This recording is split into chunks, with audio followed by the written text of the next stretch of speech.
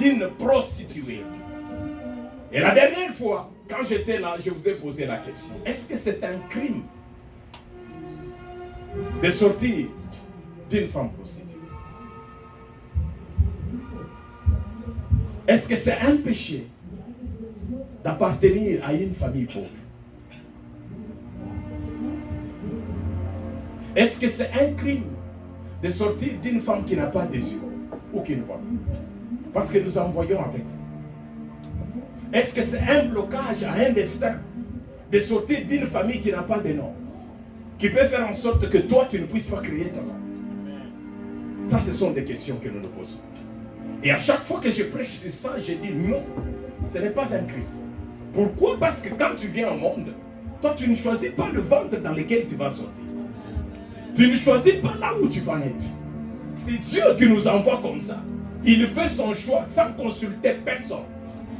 Et voilà que ce monsieur est tombé victime. Pourquoi? Parce que c'était un fils d'une prostituée.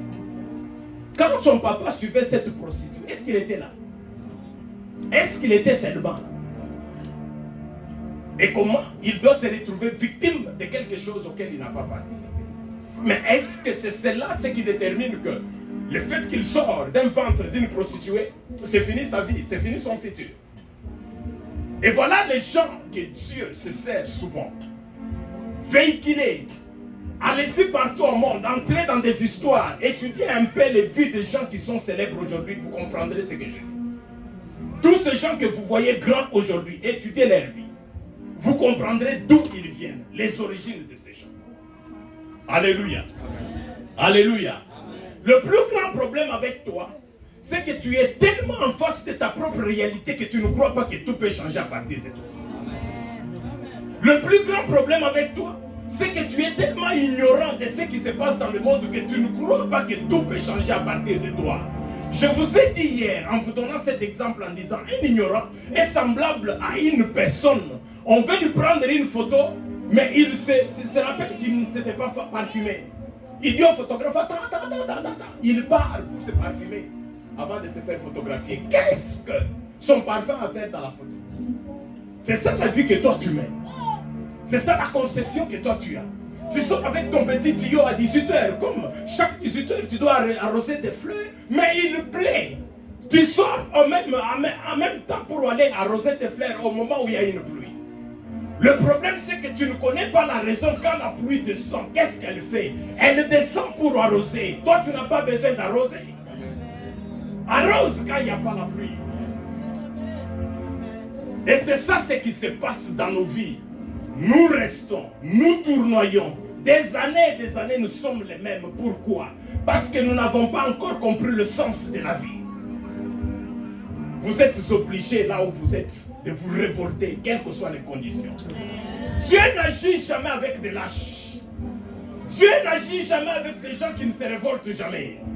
Dieu est derrière ces gens qui sont capables de mettre leur vie en risque pour quelque chose. Qui ne risquent rien, n'a rien dans la vie. Ils ne vont pas bien saisir. J'ai dit que qui ne risque rien, n'a rien dans la vie. Du moment où tu fais un pas vers un risque, Dieu est derrière toi. David a dit, mais qui est cet homme qui est en train d'insulter tout un peuple, qui insulte le Dieu qui a créé tout? Mais qui est cet homme? Qui peut tuer ce monsieur? Et Dieu a dit, voilà l'homme que je cherchais, il est là maintenant. Amen. Il a compris. Amen. Ça n'a pas demandé à David beaucoup de choses pour que Goliath tombe. Amen. Le plus grand problème, c'est que toi, tu ne comprends pas qui tu es. Le rôle que tu joues ici sur la terre. Or, le temps n'est pas derrière nous. Le temps est en train d'avancer. Plus tu perds le temps, plus tu perds aussi la raison pour laquelle Dieu t'avait envoyé. Oh. Est-ce que vous entendez au moins ce que je dis ici? Est-ce que vous entendez? L'homme blanc a compris qu'il y a un problème lié au temps. Elle ne joue pas avec le temps. Quand toi tu perds le temps, elle ne joue pas avec le temps. Sors de l'ignorance, tu comprendras ces choses.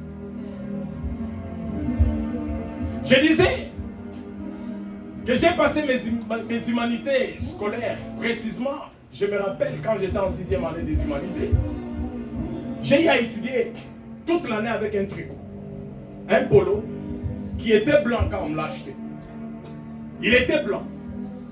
Mais j'ai terminé avec ce polo. Il avait déjà perdu la couleur blanche. Je ne sais pas quelle couleur je peux donner. À force de les laver tous les... Parce que c'était le seul. Je les lavais le soir avant. Mais connaissant la parole de Dieu à moi, je me disais, ma vie va changer un jour. Je changerai l'histoire de cette famille.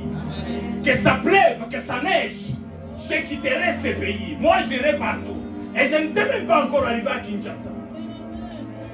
Entrer dans un avion, je ne savais pas que c'était ça. Comment ça se passe? Mais, révolutionner au niveau de mon esprit. Et tous les parcours, la manière dont Dieu m'a fait marcher, j'ai compris, c'était par rapport à mon état d'esprit. Et partout là où tu passais, tu sens qu'il est là. Les choses étaient tellement compliquées. Quand ça se complique, tu sens qu'il est là. Il te soutient. Pourquoi? Parce que tu as envie d'avancer, d'aller loin. Et aujourd'hui, on est là. On est là. Toi, tu avais un papa qui t'a envoyé au Canada. Toi, tu avais une famille qui a fait en sorte que tu sois là. Il y avait un travail que tu avais au Congo qui t'a permis d'être là. Ce n'est pas les gens comme nous. Nous sommes venus ici par l'état d'esprit. L'état d'esprit nous a tellement forgés pour nous envoyer là où nous sommes aujourd'hui. Et là, je vis avec des grands. J'ai dit, poussez-vous que je me mette aussi. J'ai dit, poussez-vous que je me mette aussi. Alléluia. Alléluia. Ils ont décidé, ils ont dit, toi, tu dois quitter ici. Tu dois partir. Ce qui m'a étonné dans ça, c'est que je n'ai vu nulle part où ces garçons ont discuté avec eux. Oui, il a cherché à leur supplier, leur demander juste pourquoi vous faites ça. Je suis votre frère. Non. La Bible dit il a quitté. Il les a fuis. Comment? Il n'a pas tenu compte de l'argent qu'eux cherchaient. Il n'a pas tenu compte du nombre d'habits qu'il avait. La Bible dit qu'il est allé se faire entourer des gens d'inayants. Batupamba, il a commencé à entraîner ces gens. C'est-à-dire, il a utilisé juste la grâce qui était en lui. Le plus grand problème, c'est que tu découvres ce que Dieu t'a donné. Qu'est-ce que tu as reçu de la part de Dieu que tu ne veux pas développer? Il a développé ça, et c'est ça ce qui a attiré l'attention de ses frères là où ils étaient restés. Chaque personne, chaque individu, chacun qui me regarde ici, a reçu quelque chose de la part de Dieu. Si tu ne veux pas peut-être comprendre, laisse-moi t'expliquer en te disant que si tu continues à vivre aujourd'hui, c'est parce qu'il y a quelque chose que Dieu poursuit en toi. Ils ne m'ont pas bien saisi. La Bible dit il y a un maître qui veut se déplacer. Il prend les talents, il prend 5, il donne à celui-ci. Il prend 2, il donne à celui-là. Il prend un seul, il laisse à celui-là. Mais le plus grand problème ici, c'est un seul qu'il a laissé entre les mains de l'autre. Celui-là a refusé en disant que ce monsieur, il est tellement méchant et rigoureux. Je ne vais pas avoir de problème quand il reviendra. Il a pris ce talent, il a caché sous le sol. Maintenant, écoute la réponse de ce monsieur quand il revient. Il dit, j'avais évité de problème avec toi parce que je te connais comment tu es. Mais la réponse de ce monsieur, c'est cette réponse qui m'a attiré. Qu'est-ce que ce monsieur dit? Mais si tu savais que moi j'étais méchant et que tu ne pouvais pas peut-être fructifier ce que je t'avais laissé, tu aurais pu donner ça même à la banque. C'est-à-dire les banques existaient même ces temps-là. Tu aurais pu donner ça même à la banque pour qu'à mon retour, je puisse avoir ça avec quoi? Intérêt. Toi, tu ne vis pas for granted. Tu ne vis pas pour vivre. Tu vis parce que Dieu a besoin d'un intérêt. Il est en train de poursuivre un intérêt derrière toi. Il poursuit un intérêt derrière toi. Tu ne vis pas pour vivre. Tu vis parce que Dieu veut profiter derrière toi. Il n'a pas pris son temps pour te créer dans le vide. Sinon, les gens qui sont venus dans ce monde et qui sont partis, ils ont fini leur mission. Mais tant que toi tu vis, Dieu poursuit quelque chose derrière toi. Et c'est la chose là qu'il va te demander un jour. Je t'avais envoyé pour que tu fasses ça. Non, mais moi je ne savais pas. Mais moi je ne savais pas. Mais toi tu cherches qu'on te dise tout. Tu cherches qu'on te dise tout. Le pays dans lequel vous vivez aujourd'hui, c'est ce que j'ai découvert en Europe. Vous êtes des immigrés. Mais sachez tel que vous êtes là que vous avez des bénéfices. Vous avez des avantages qu'on ne vous dira jamais. Tant que toi, tu n'as pas cherché à connaître ça, on ne te dira jamais.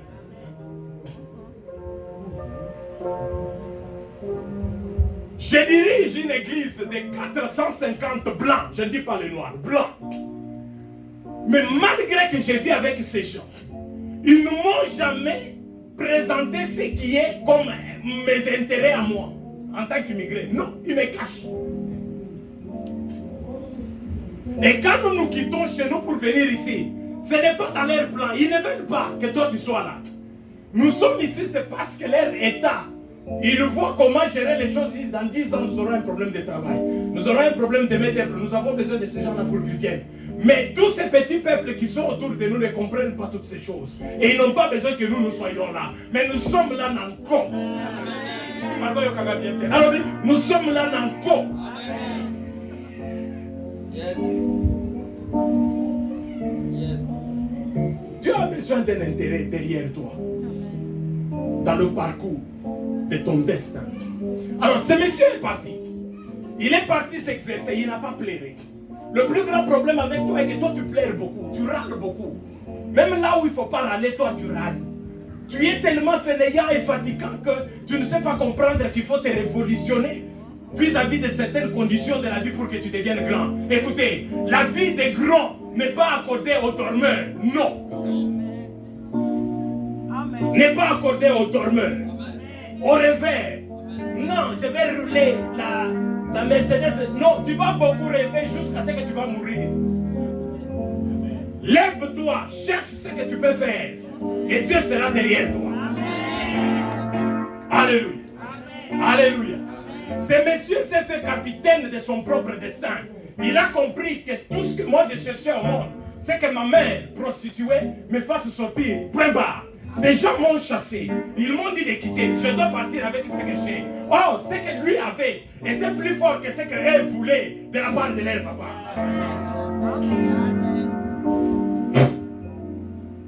Ils l'ont chassé, non pas qu'il a volé.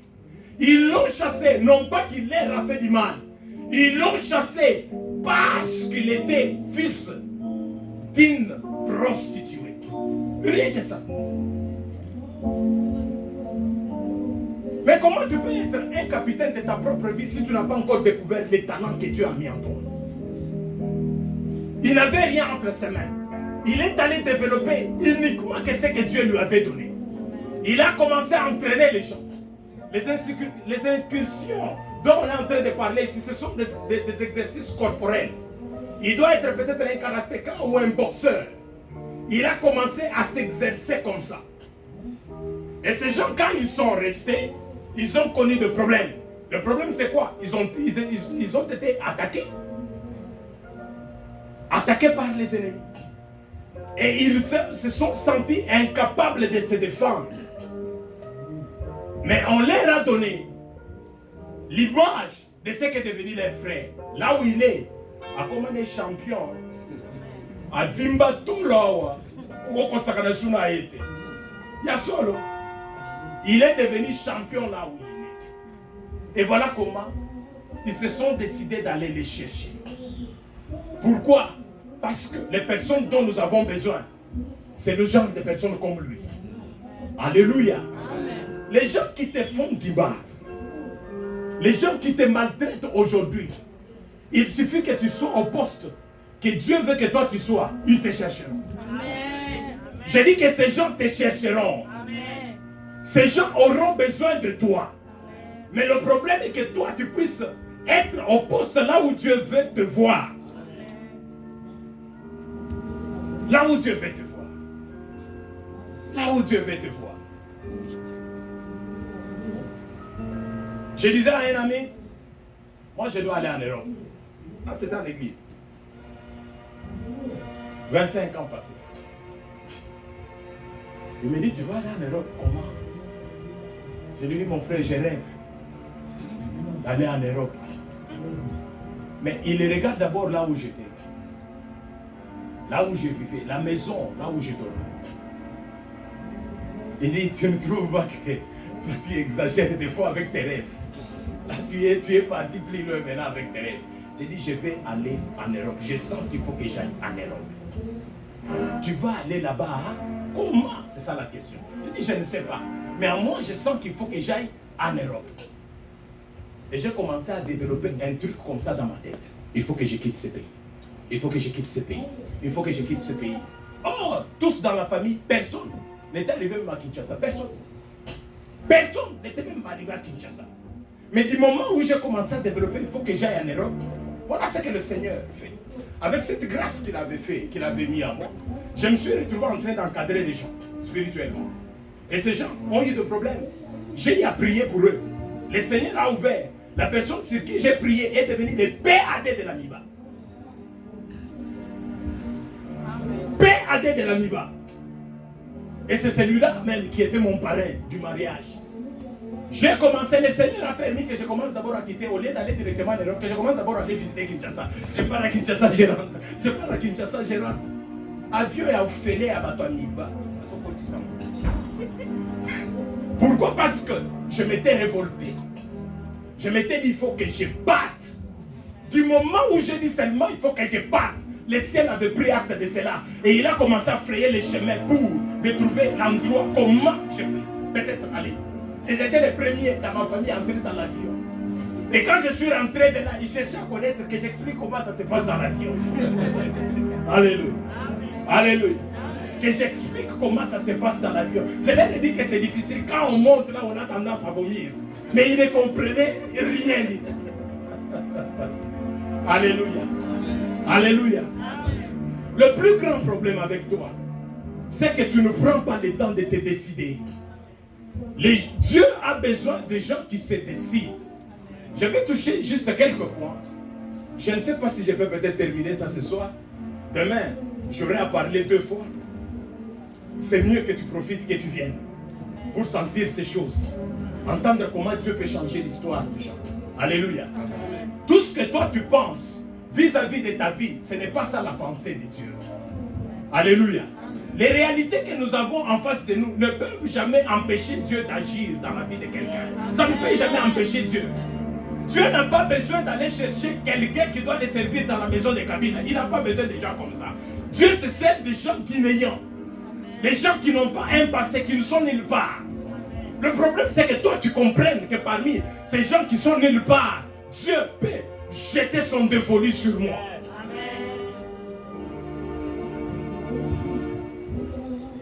Et là, je suis parti à Kinshasa. J'étais rentré. J'étais parti. Kinshasa. J'étais rentré. J'étais devenu comme son sac. À chaque fois qu'il voyage, il a besoin de cet homme spirituel à côté de lui. Et on partait comme ça. Et la vie de quelqu'un a changé automatiquement.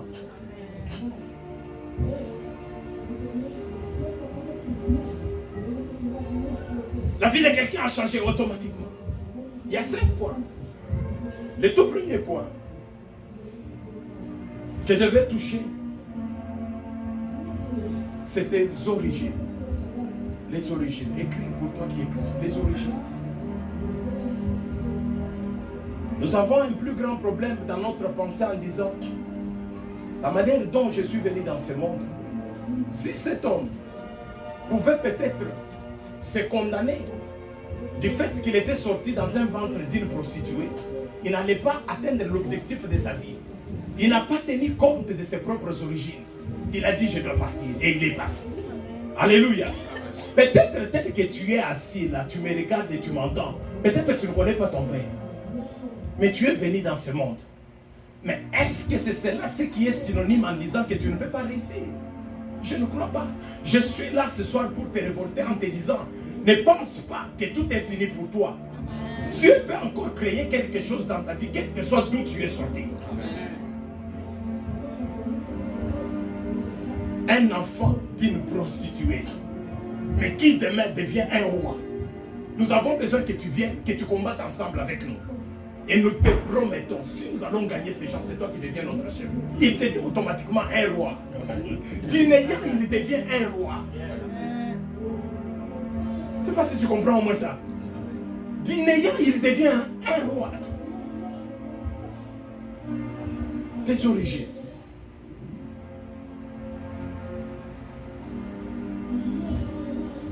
De Samuel, chapitre 7, versets 1 à 7.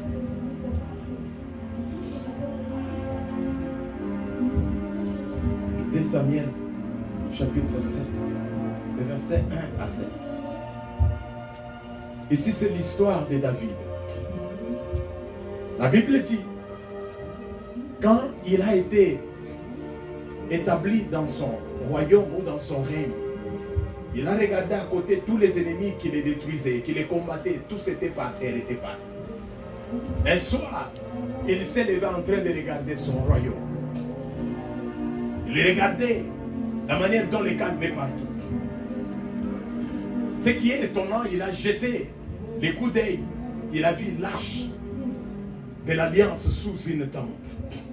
La Bible dit, ce jeune homme s'est révolté, il a dit non, c'est pas moi David. Quelqu'un d'autre, mais pas moi. Il regarde son palais là où il dort. Il regarde là où passait nuit l'arche qui représentait Bonzambé. Il a dit non, non. Non, non. Il faut que je fasse quelque chose. Il est allé chercher un prophète. Il lui a dit, voilà ce que je pense.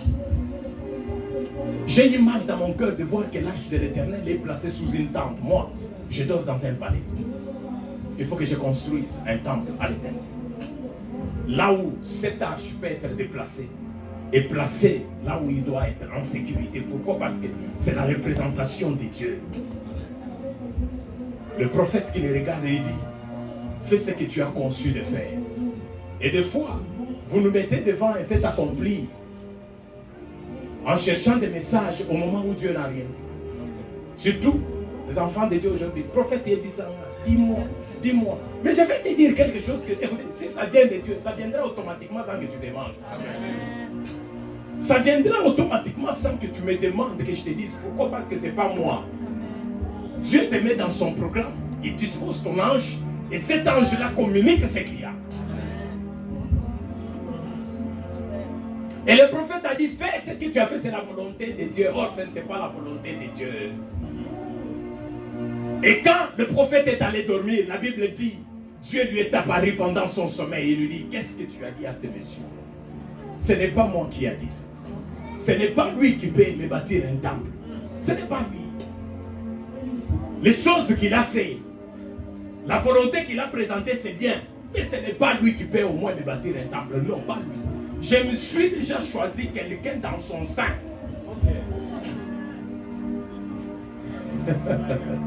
Je me suis déjà choisi quelqu'un dans sa propre maison qui doit me bâtir un temple. Mais vous devez me poser la question de savoir qui était la personne qui était choisie. Or, David avait d'autres enfants. Il avait Amnon, il avait Absalom, il avait Tamar qui était très jolie. La Bible dit que la beauté d'Absalom il était tellement beau qu'on regardait même la dimension de sa coiffure. Vous pouvez vous imaginer la beauté de ce jeune homme.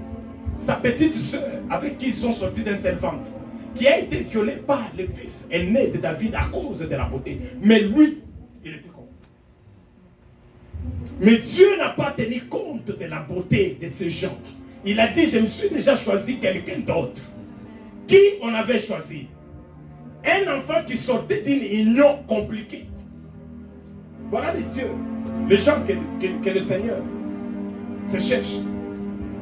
Il a choisi qui? Salomon. Vous connaissez l'histoire de Salomon, non? Vous connaissez comment il est venu dans le monde, non? Vous connaissez la relation qu'avait sa maman avec son père, non? Mais voilà la personne que Dieu a choisie au moment où David avait beaucoup d'enfants.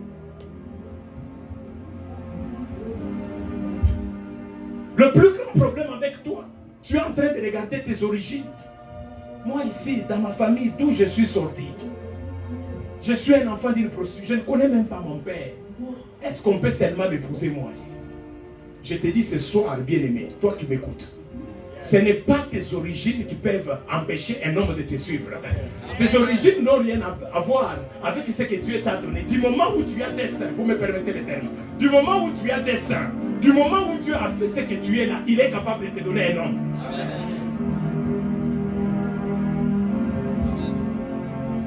J'ai été maudit par ma tante. C'est pourquoi jusqu'aujourd'hui je ne conçois pas, je n'ai pas d'enfant. Écoutez, ce n'est pas cette petite malédiction-là qui peut peser au-dessus de ce que Dieu peut déclarer dans ta vie. Amen. Si Dieu dit que ça change, ça va changer. Amen. Tes origines Et il y a une autre prostituée dans la Bible, du nom de Rahab. C'était une prostituée qui avait sauvé ces espions qui sont allés juste espionner la ville. Vous connaissez l'histoire, comment cette femme s'est chargée de cacher ces gens. C'était une prostituée. Mais vous savez, du ventre de cette femme, qui elle a fait sortir? Elle a fait sortir un certain Boaz qui était un Bill Gates de ce temps-là. Ils ne m'ont pas bien saisi. Je dis, il a fait sortir un Bill Gates de ce temps-là, le Boaz. Boaz qui avait le prix du rachat sur Israël. Tes origines n'ont rien à voir avec la décision de Dieu dans ta vie. Tes origines n'ont rien à voir avec ton destin. Le problème c'est toi, c'est que tu comprennes qui tu es là où tu es. Une fois que tu te décides de quitter là où tu es, tu vas quitter. La vie appartient aux violents. Si Dieu dit que voilà, je dois me servir de celui-ci. Mais comme il est trop lent, il ne comprend pas qu'il est censé aller plus loin. Tu peux voler cette bénédiction à cause de ta violence. Ils ne m'ont pas encore bien cessé. Alléluia. Alléluia. Quand vous lisez l'histoire d'Isaac avec ses deux fils, Esaü n'était pas n'importe qui, ce n'était pas un enfant qui dormait, qui était tout à la maison. La Bible dit, il était un chasseur. Il était derrière les gros animaux. Il était en train de terrasser. C'est-à-dire, si il mangeait la viande, c'est à cause de lui. Mais quand la bénédiction devait tomber, il y a quelqu'un d'autre qui s'est servi pour que la bénédiction soit détournée vers son chemin et que ça tombe sur lui. Le problème, c'est que toi, tu te révolutionnes vis-à-vis de ta propre vie et de ta position. Quelle est la position que tu occupes par rapport à ce que Dieu déclare dans ta vie? Nous avons des enfants chéris aujourd'hui qui s'attachent tellement à leur parents, papa, enfant, l'enfant de papa et de maman. Écoutez, tu n'auras rien et tu n'iras nulle part. Ces gens-là, ils ont déjà fait leur vie. Ils ont gagné ce qu'ils ont gagné. C'est à toi maintenant de chercher ta propre vie.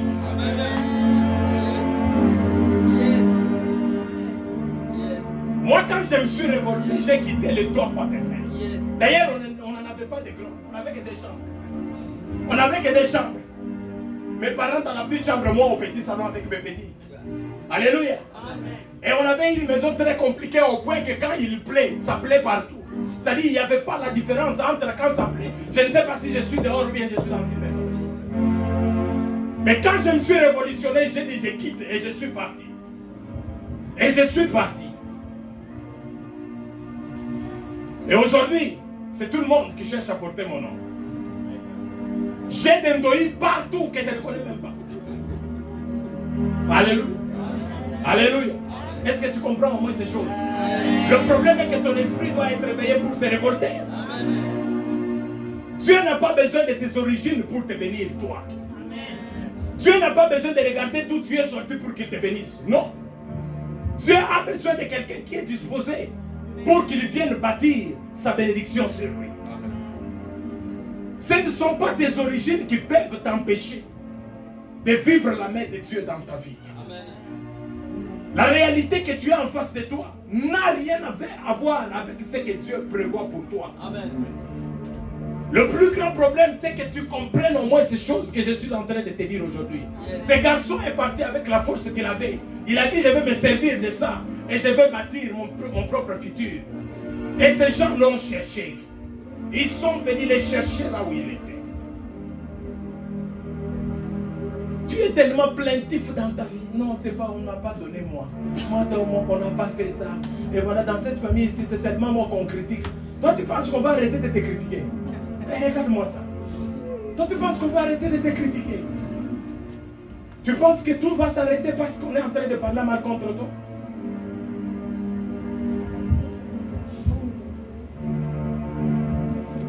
Vous savez qu'il y a des gens qui se sont fait des limites au point qu'ils ne peuvent pas aller même dans des grands restaurants, même dans des grands hôtels. Non, je ne peux pas arriver là-bas, ça ce n'est pas notre endroit. Mais ici en Europe, ça va quand même. Hein? Mais si vous rentrez à Kinshasa, il y a des gens qui ne peuvent jamais arriver à l'hôtel intercontinental. Pourquoi? Parce que non, ça c'est pour les riches. Qui t'a dit que c'est seulement les riches qui doivent rentrer là-bas? Qui t'a dit ça? Qui t'a dit ça? Un jour, je faisais un voyage, je ne sais pas là où j'ai parti. Mais je me retrouve devant l'immigration. Et j'étais accompagné de mes enfants spirituels qui étaient blancs. Ils étaient derrière moi avec mon petit sac. Et quand je passe, je présente mon passeport, on me met d'abord à côté. J'ai dit, pourquoi vous m'avez mis d'abord à côté? Me mettez à côté pourquoi? Oh non, on va contrôler les trucs, des histoires qu'on fasse passer. Et mes enfants directement réagissent, ils disent que c'est notre papa. Oh, mais lui, il est noir, donc vous êtes blanc, il est votre papa. Alléluia. Amen. Alléluia. Amen. J'ai dit, il ne faut pas jamais commettre ce genre de bêtises. Ce sont des bêtises que vous venez de faire. Vous ne me connaissez pas, vous ne connaissez pas d'où je viens, vous ne connaissez pas qui je suis. Vous devez prendre mon passeport et le mettre à côté. Pourquoi? Oh non, non, non, non. Là, ils discutaient maintenant avec mes enfants. Les enfants là qui n'ont même pas mon âge, ce sont des papas, des grandes personnes qui ont déjà presque 60 ans.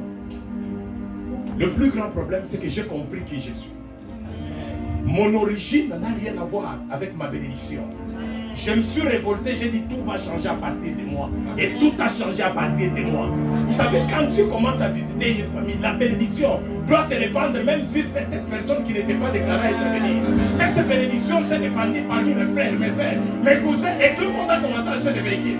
À partir de moi.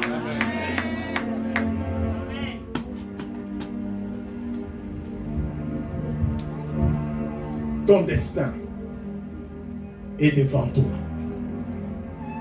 Le temps que tu as déjà fait et le temps qui te reste n'empêche pas Dieu de créer encore une fois de plus un miracle dans ta vie.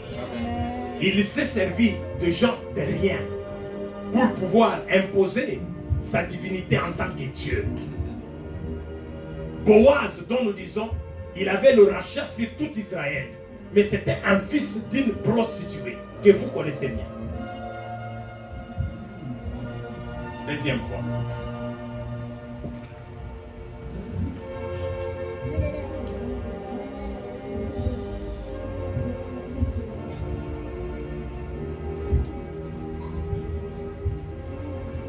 Les niveaux des études. Les niveaux des études. Alléluia. Amen. Alléluia. Amen. Il y a plusieurs personnes aujourd'hui qui pensent que pour faire telle ou telle autre chose,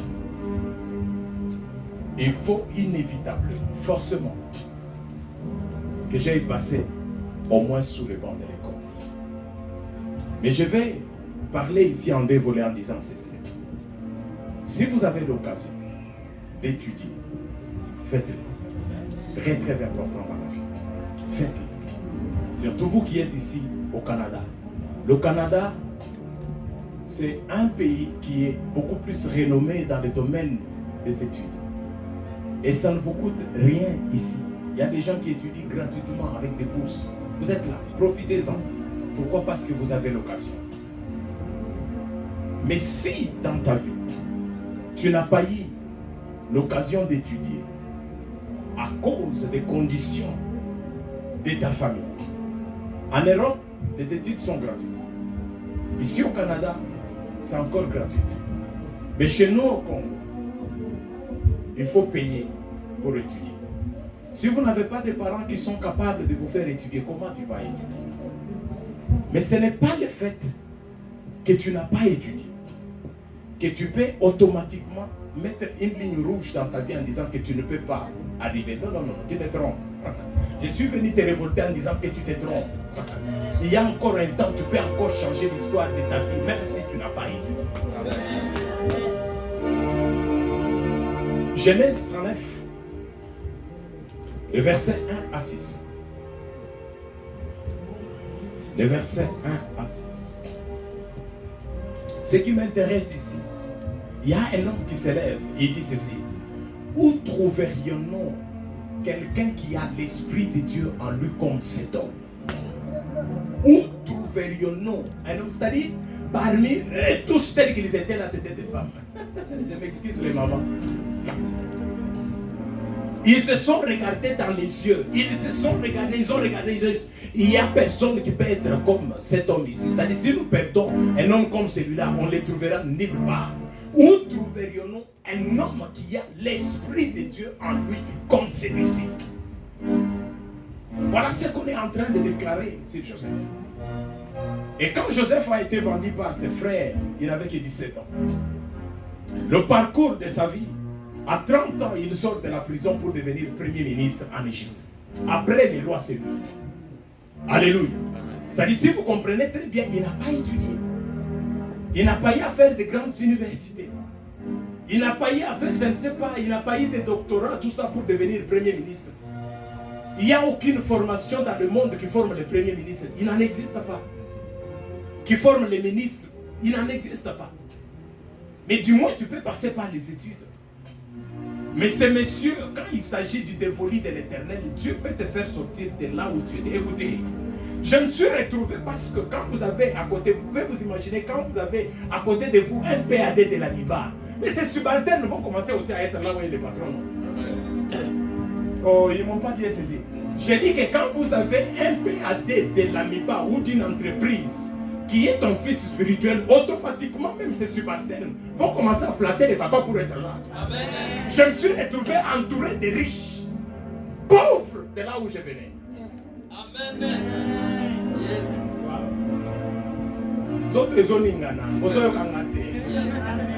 Alléluia. Amen. Ça bouge à moi. Pourquoi? Parce que je rêve encore l'aventure, je rêve encore la vie.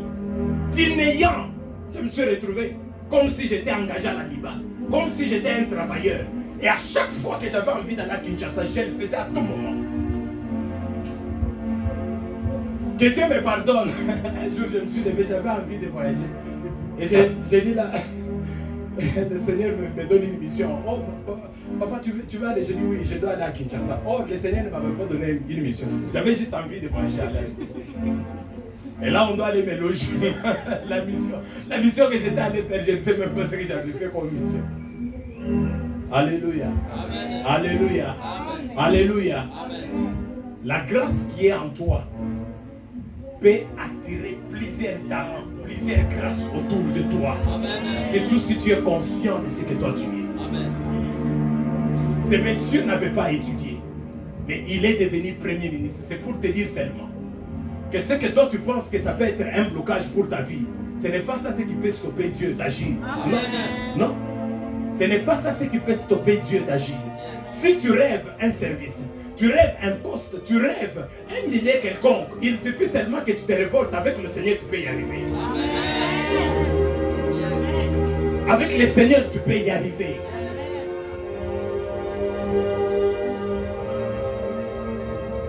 Avec le Seigneur, tu peux y arriver. Aujourd'hui où nous parlons, j'ai des enfants qui sont ministres dans le gouvernement de Kabila. Ils sont là. Mais ministres, mais moi, est-ce que moi je suis ministre? Non. Je suis pas ministre. Mais ce sont des gens, des fois, ils vous appellent, papa, qu'est-ce qu'il faut qu'on fasse ici? Voilà, les choses sont en train de te compliquer. Tu dis quoi? Peut-être ils ont fait des grandes études. Moi, après mes études humanitaires, j'ai fait que la théologie. Mais parmi eux, il y a des médecins. Il y a des gens qui ont fait des grosses et des grandes études. Alléluia. Amen. Alléluia. Amen. Alléluia. Amen. Les niveaux de tes études ou ton passé n'a rien à voir avec ton futur. Ça ne peut jamais stopper Dieu d'agir dans ta propre vie. Amen. Ne te mets pas des limites vis-à-vis de ton propre destin. Yes.